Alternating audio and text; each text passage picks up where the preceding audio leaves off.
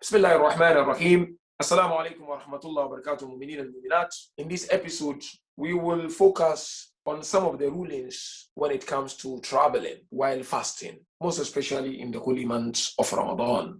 As per the rulings of our great Maraji, most especially Ayatollah As-Sayyid Ali Sistani, may Allah prolong his life, a traveler must shorten each of their 4-unit prayers to 2 units.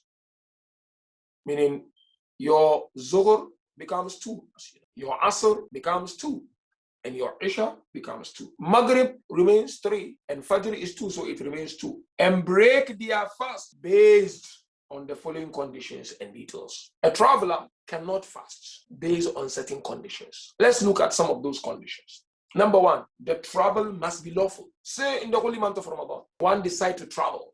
For you to break your fast, that travel must be lawful travel, not unlawful travel. Not a travel that you're going to commit haram or a lawful act.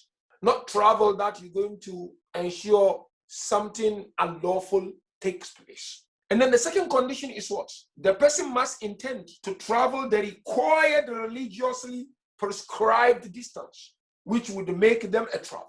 If a person travel and it doesn't cover the required religiously prescribed distance, then the person will keep his fast and be content that they will maintain what? 8 farsakh, as our scholars mention in their books, which is 44 kilometers or 23 miles one way, or if you like 4 farsakh, which is 22 kilometers or 13.7 miles for each leg of 2-way or round trip. This is the second condition. It's very, very important. This distance is taken into consideration.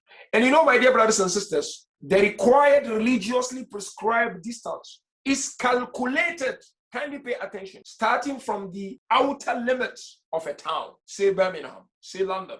However, in very large cities, the distance sometimes is calculated from the outskirts of a given area or even a particular neighborhood. If the common view of the people, the residents in that particular city is that a person is a traveler from that point.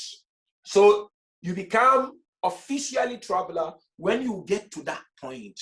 And then the last thing I would like to share here, and we'll continue with discussion in the next episode, is that the traveler must reach the outer limits, which is called Haddut Tarakhus in our fiqh book, as we described above, you know, the outskirts of the city before they can shorten their prayer or break their fast. You cannot just break your fast when you are going out of your house. It doesn't work out that way. You cannot say, you know what, I'm going to travel, so I'm going to begin shorting my salat there and there in my house. It doesn't work out that way. It will only work out when you are at the outskirts of a given area or a particular neighborhood, as we explained there.